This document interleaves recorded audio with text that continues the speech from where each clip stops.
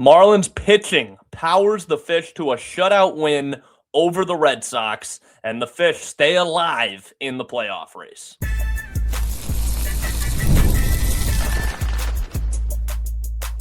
You are Locked On Marlins, your daily podcast on the Miami Marlins. Part of the Locked On Podcast Network, your team every day.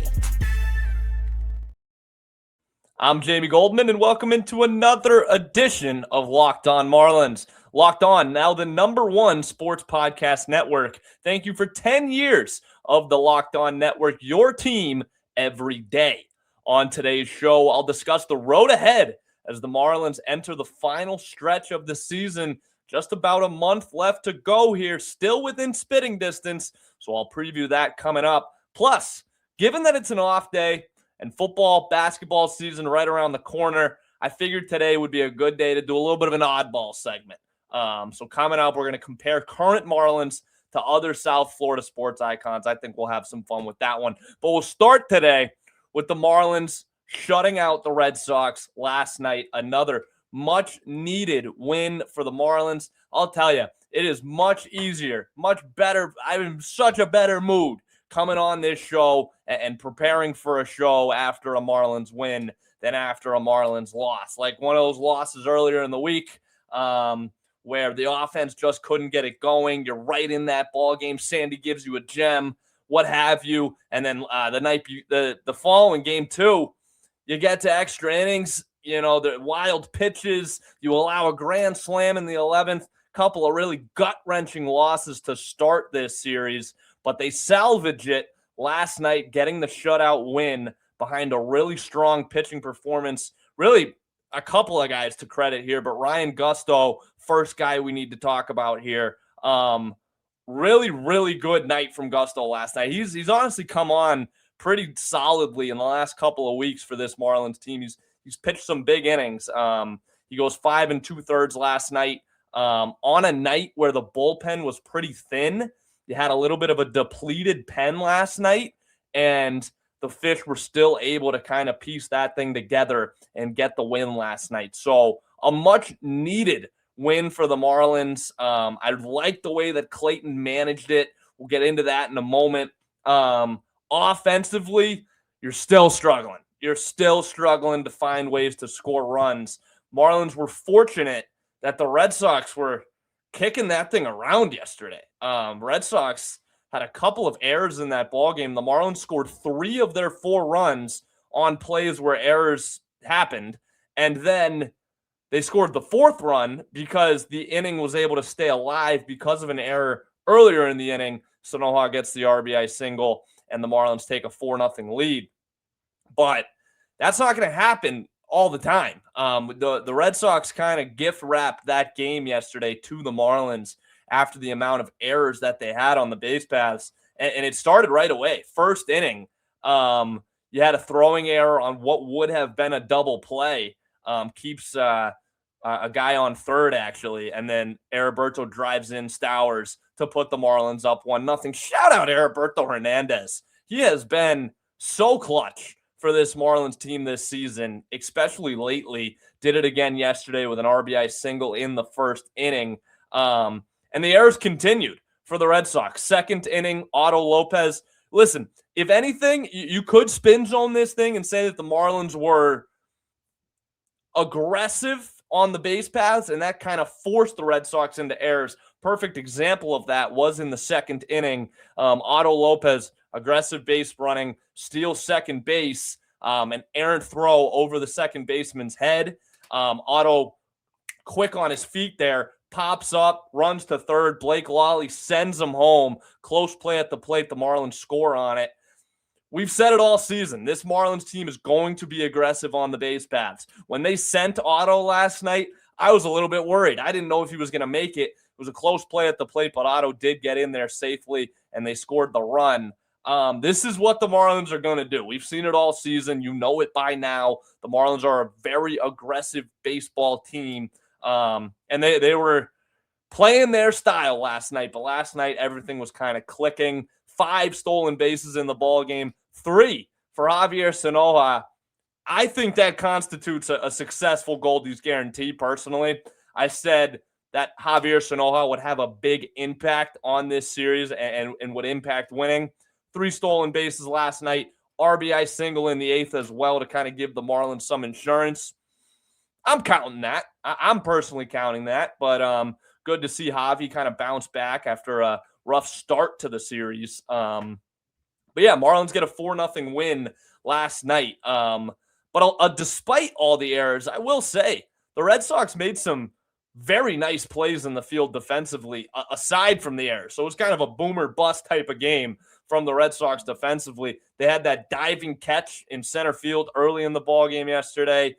In the 3rd inning yesterday, sliding catch in foul territory to put away Owen Casey. And then later in the ballgame in the 5th, Griffin Conine lines out to a leaping grab at shortstop. Looked like it would have been a base hit, but a nice play by the shortstop last night made that play for the Sox. But it wasn't enough, as the Marlins kept the Sox off the scoreboard last night. Again, really good game from Gusto last night, but I really liked the way Clayton managed the pitching staff last night. So I kind of hinted at it. And the Marlins had a depleted bullpen yesterday. Not everyone was available. You know, the Marlins are dealing with some injuries in there as well. And it was a unique type of situation for the Marlins. It looked like Gusto was trending on coming out after 5, but he was only at 79 pitches, got through that 5th inning pretty quickly, and Marlins had a 2-0 lead at the time. I think that's an important factor. If the game were tied, I don't know if I'm as comfortable. If the Marlins are down a run, I don't know how I feel about putting Gusto back out for the 6th. But with the 2-0 lead, Clayton sent Gusto out for the 6th. He allows a runner, but then gets a quick double play. So he gets 2 outs pretty quickly in the 6th inning, but then he ran into some trouble, and you had Victor Vodnik warming up. Gusto beans a batter, then allows a base hit. They have runners on the corners with 2 outs. That's when you pull him. We've seen Clayton in the past this season either pull him after 5, which I think is too early, or allow that guy to go and continue in that 6th inning. Once you've hit a batter and you allow a base hit back-to-back and you're at the end of your run, you're already over 80 pitches, that's when you get pulled. And Clayton was on the same wavelength as I was last night, pulled Gusto after the single in the 6th, put Victor Vodnik in there. Vodnik comes in. He gets the final out of the inning. No harm done in the 6th inning. You give Vodnik the 7th. He had a good 7th inning, scoreless 7th. Then shout out Janson Junk, a guy that's been a starting pitcher all season for the Marlins, hasn't come out of the bullpen in a long time, gets the 8th inning. So you kind of have to change the way you think about things if you're a starting pitcher getting put into a relief role. Junk, it didn't skip a beat last night, gives you a scoreless 8th inning, keeps the Marlins right where they need to be, keeps the Red Sox off the scoreboard. And then you have Dax Fulton come in for the 9th. He just recently got called up from AAA, and he gives you a scoreless 9th inning. So credit to the Marlins pitching staff, credit to the Marlins managing staff as well. Clayton McCullough, we rag on him on this show sometimes, but you got to give him credit when he does things well also. And I really liked the way he was kind of pushing the right buttons last night for the Marlins. So a good win for the Fish. Some other notables, this Marlins team still, even with the win, really struggling to score, really having a hard time coming up with that big hit that they need when runners are in scoring position. 2 for 14 last night, another ugly night with runners in scoring position, and 4 for 41 in the series with runners in scoring position. So a rough series for the Marlins offense. Really important that they were able to get a win last night despite the rough offensive series that they had against the Sox. Red Sox are a good team with some good starting pitchers that the Marlins kind of ran into some trouble with in this series. You had a couple of lefties to start the series, weren't able to get much going on those lefties. You had Sonny Gray last night, who has been one of the best pitchers in baseball this season. Marlins capitalize on some Red Sox mistakes and get a win last night and you get out of the Red Sox series with your head above water, you missed an opportunity to gain some ground in that series, because it's crazy. It's like these teams in the wild card race, they move as one. One team wins, everybody wins. One team loses, everybody loses. It feels like the Marlins have been 4 games out of that final wild card spot for a few weeks now at this point. I'll flash the standings on the score or on the screen right now. That's where things stand. Cubs ahead of the pack in that first wild card spot. Then the Phillies and Padres in those next 2 wild card spots. You see Arizona and Miami on the outside looking in. We'll get into the road ahead a little bit later and what the playoff picture kind of looks like as the Marlins enter their final month of the season. But first, we're going to do something a little bit differently. We're going to have a little bit of fun here. Football, basketball coming right around the corner here. Miami Heat, Miami Dolphins wrapping up their preseason tomorrow. I'm going to compare some current Marlins to some other South Florida icons. Florida Panthers series right around the corner, season right around the corner as well. Best odds in the NHL to win the Stanley Cup. I know we're not a hockey show, but figured I'd throw that out there as well. So that's coming up right after this. If you've got a sweet tooth like I do, you know how tough it is to find that perfect treat without all the sugar. That's why the Fruity Rainbow 5-Hour Energy Shot brings that nostalgic flavor back in a whole new way. Fruity Rainbow 5-Hour Energy Shots treat your taste buds to an explosion of fruity flavor with a tasty caffeine kick. It's a quick, easy way to satisfy that sweet craving while keeping things simple and on the go. A zero-sugar treat that is both very good and sweet tooth approved. I like how convenient it is, too. It's just a small, portable shot I can grab whenever I need a little pick-me-up. It's become my go-to when I want something sweet without going overboard. Get candy-flavored chaos with Fruity Rainbow 5-Hour Energy Shots, available online at 5hourenergy.com or Amazon. 5-Hour Energy Fruity Rainbow Shots. There's nothing like watching an MLB game, and it's even better when you get to watch it live. The only problem? Getting tickets can feel like a grind. Long queues, surprise fees, prices jumping at the checkout. That's where there's Game Time. The Game Time app gives fans the advantage with constant innovation. It's how you unlock amazing tickets and experiences in just a few taps. It's simple to use. The Game Time guarantee means you get 100% authentic tickets delivered on time at the best price. And here's the best part. Fees are included in the price you see. What you see is what you pay, period. That's my favorite part. Also, the seat views feature is huge. I can see the panoramic view from my exact seat before I buy. Zone Deals lets me pick the section and save even more, while Game Time selects the seat. You can follow your favorite team and get alerts when new deals drop. There's always good deals on Marlins games, and you can find them on Game Time. Game Time's hooking me up this weekend. I'm boots on the ground this weekend in D.C. I'll be at Saturday's ball game. Thank you, Game Time. I'll grab my tickets on Game Time.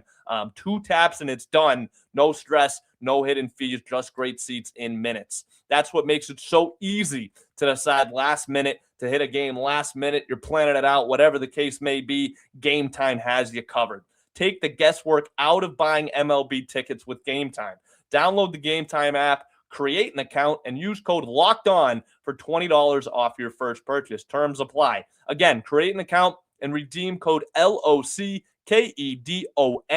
for $20 off. Download the Game Time app today.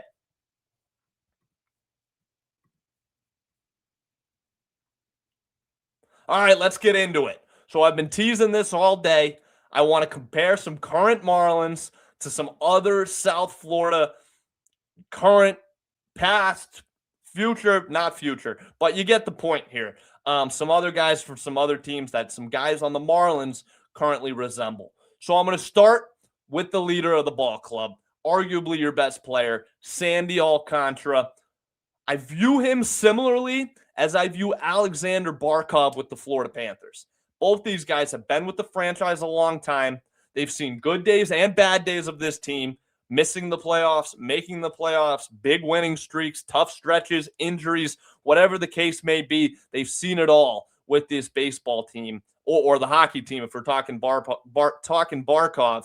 Also, not only your best player, but also a clear leader of the team. Barkov wears the C on his jersey. He's the captain of the Panthers. He doesn't actually wear a C, but Sandy Alcantara might as well be the captain of the Miami Marlins. So I see that comparison pretty closely. Where there's Barkov, there's also Anton Lundell.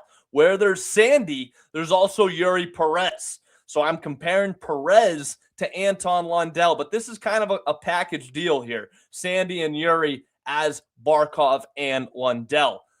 Eury Perez is a younger version of Sandy, just like Lundell is dubbed as a younger version of Barkov. No secret, Perez and Sandy are very good friends. Barkov and Lundell have the Finland connection, both of them from Finland. Paul Maurice, the Panthers coach, has said that Lundell will be a captain of the Florida Panthers one day. Big praise for a young player like Anton Lundell. You see the same kind of thing with Eury Perez, where he kind of follows Sandy around, always is like a sponge around Sandy, gaining any kind of information and knowledge and advice that Sandy can give to him. I see a connection there with Sandy and Eury very similarly that I do with Alexander Barkov and Anton Lundell on the Florida Panthers. So if you'll allow me that one, Sandy is similar to Barkov and Eury Perez kind of being like Sandy's little brother, just the way that Lundell is kind of mentee to Alexander Barkov being the mentor. So I kind of saw little similarities there. If you have any of these that you think, any guy in South Florida that you see a resemblance on the Marlins, you let me know in the comments. And if I like what you have to say, maybe I'll shout you out on the next show. Which brings me to my next one. Joe Mack, similar to Bam Adebayo. And stay with me now. I know Bam Adebayo, multi-time All-Star, all-defensive team, a big-time player, has been to the NBA Finals, what have you.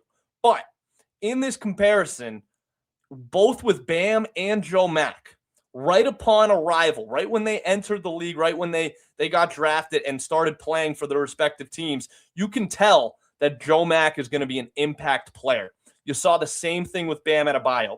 Both of these guys, known for their defense, but have some skills offensively as well. Bam Adebayo, a 20-10 type of guy. Joe Mack, a very solid, reliable defensive catcher.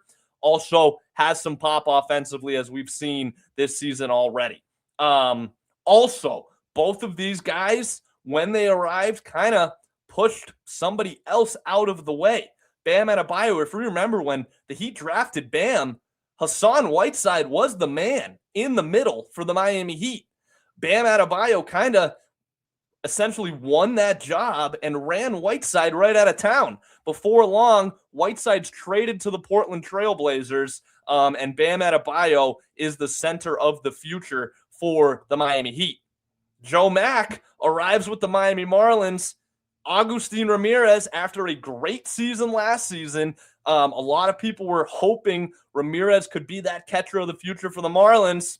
Joe Mack pushed him out of the way. Agustin Ramirez goes down to the minor leagues for 3 months before being called up. So I'm seeing a similarity between Joe Mack and Bam Adebayo. Bam, a franchise pillar moving forward after getting drafted by the Heat. I'm expecting the same thing with Joe Mack and the Miami Marlins. Hopefully, Agustin Ramirez won't have the same fate as Hassan Whiteside. Hopefully, they can coexist together and both be impactful players on this Marlins team. But I see a lot of similarities between Joe Mack's work with the Marlins and what Bam has done with the Miami Heat. Obviously, Bam's got, if they're going to be similar, Joe Mack has some big shoes to fill, as Bam has done a lot for the Miami Heat, but I got high hopes for Joe Mack.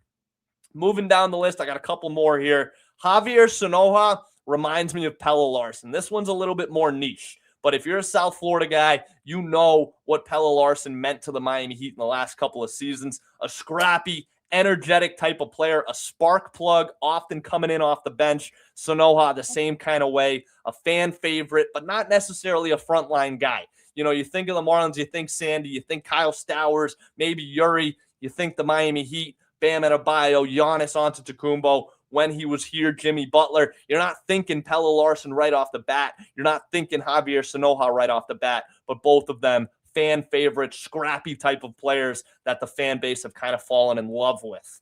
Couple more. Griffin Conine, Tim Hardaway Jr. I see similarities there. Not hard to really pinpoint why. They're South Florida legacy. Both of their parents, Tim Hardaway with the Heat, has the number 10 retired in the Heat Stadium, where Griffin Conine, his father, Jeff Conine, Mr. Marlin. Everybody knows about Mr. Marlin. Funny story I'll wrap this thing on. So, as I just said a second ago, Tim Hardaway's jersey, Tim Hardaway Sr., has the number 10 retired for the Miami Heat. So, when the Heat signed Tim Hardaway Jr. not too long ago, it was a question of whether the Heat would allow Tim Hardaway Jr. to wear Tim Hardaway Sr. number 10.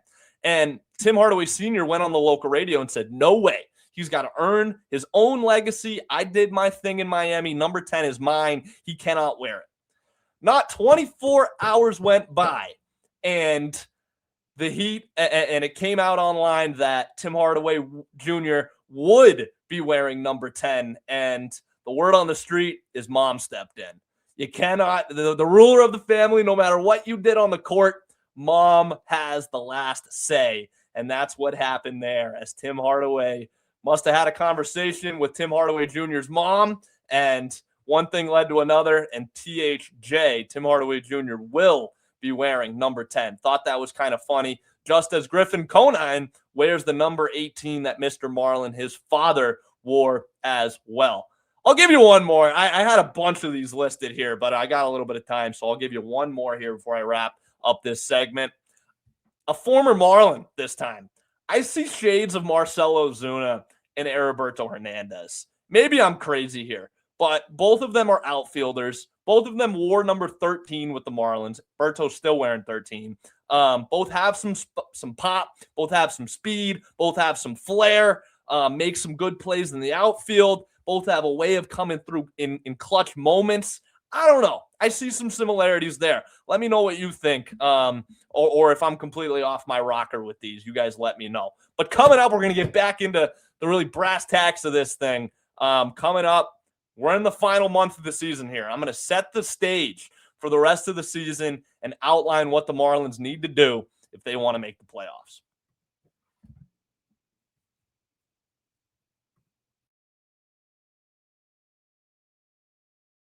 I was juggling a couple different apps the other day, and then I realized to myself, why don't I just use our friends at Clutch Parlays, because that is their expertise. Instead of going to multiple different apps to check different injuries and betting lines, I can see it all in one with our friends at Clutch Parlays. And a little bit of bonus there is they give you data to back their bets. Maybe you want to do a double for a star player that night. They can give you the percentage of what they hit on for that exact bet, and that's why I love our friends at Clutch Parlays. But here's the offer for you. Find the best line and build smarter parlays, track every bet, and make more informed betting decisions, all with ClutchParlays.com. Right now, Clutch Parlays is offering a great deal for Locked On listeners. Your first month free on a monthly plan. They want to make sure that you get a real chance to try it out and see what it can do for you. Go to ClutchParlays.com today and use code Locked On to claim it. ClutchParlays.com. Bring together live odds, line shopping, predictions, bet tracking, analytics in one place so you can bet with more confidence. Thanks to our friends at Clutch Parlays for that message. Marlins are in the final stretch here, and they're still in spitting distance here. So I'll flash the standings up. This team is not out of it. Despite all the ugly losses, despite the offense struggling, you find yourself 4 games out of the playoffs right now. You got the Diamondbacks and Padres in front of you, as well as the Philadelphia Phillies in that second wild card spot. But what I'm really zeroing in on is the Diamondbacks and Padres. You're only 4 games out. You kind of let an opportunity to gain some ground squander in this Red Sox series, dropping those first 2 games. But the good news for the Marlins is everyone else has been losing as well.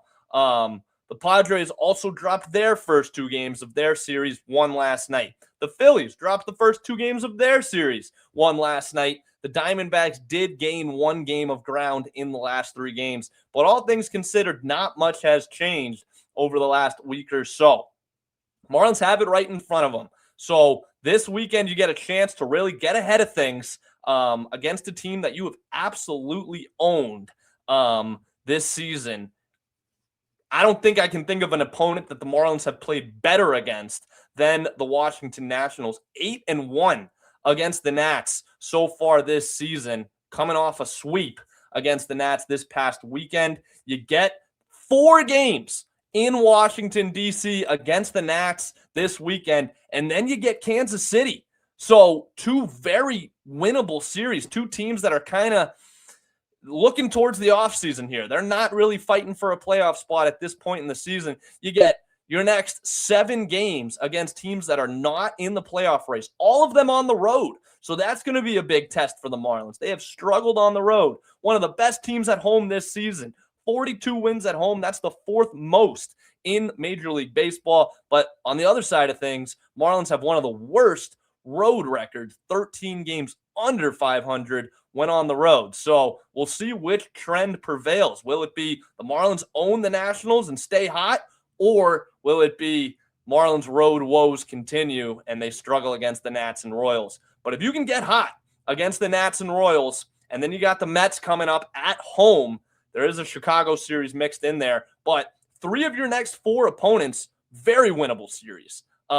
You've played well against the Mets this season. You've played extremely well against the Nats this season.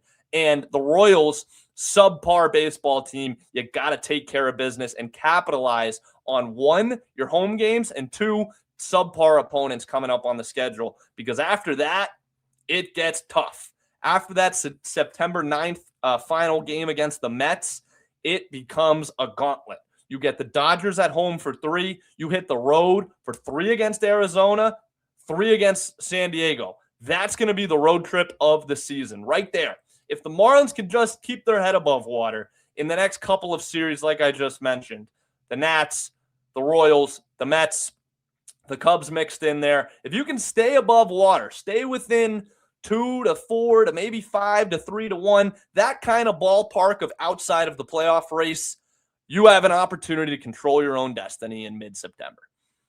If you would have told me that in mid-March, I would have been like, where do I sign? So the Marlins, despite being so inconsistent this season, or I could say consistently inconsistent. You know about the roller coaster. Great June, 12 losses in a row, win 7 of 8, whatever the case may be. The Marlins have done everything they can to be as roller coaster as possible, Thursday, topsy, all the different ways, but also maintaining right around 500 pretty much all season.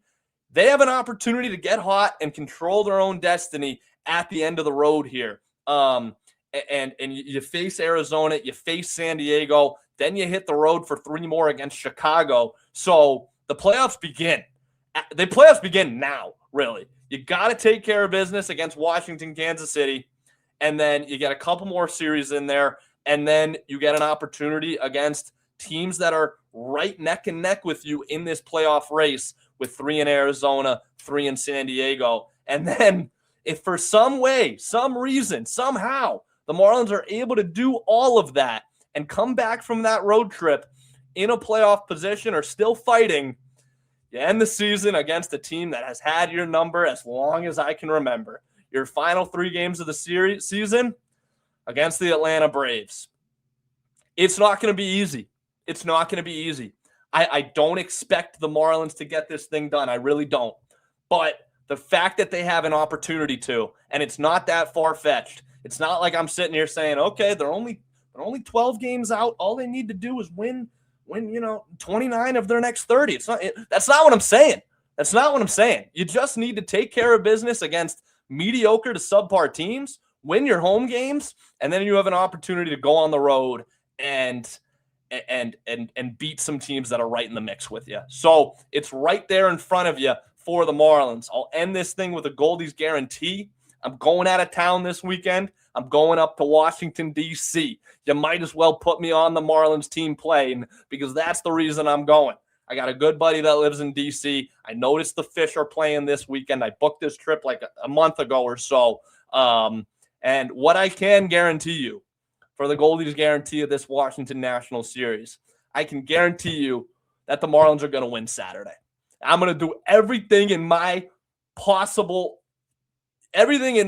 power to get the Marlins a win on Saturday. I'm going to be in the building. Sandy Alcantara is going to be on the mound.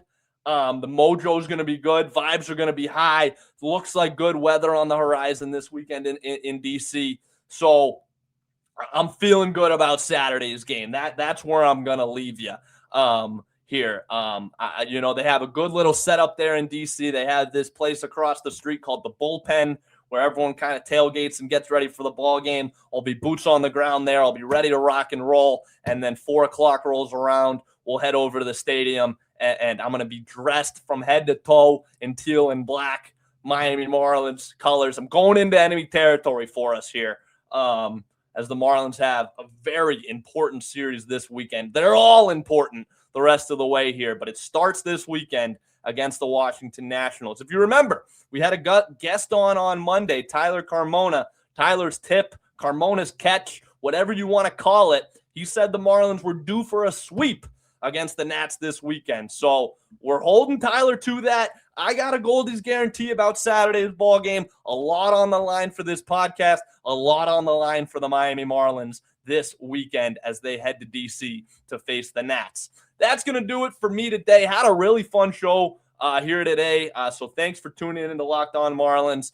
Make sure you subscribe and follow so you get all the latest episodes. You can find me, Jamie Goldman 66. You can find us, LO_Marlins. Thank you for making Locked On your first listen every day. For your second listen, go check out the Locked On MLB Game Night. Every game, every night until a World Series champion is crowned. Get local analysis on a national scale.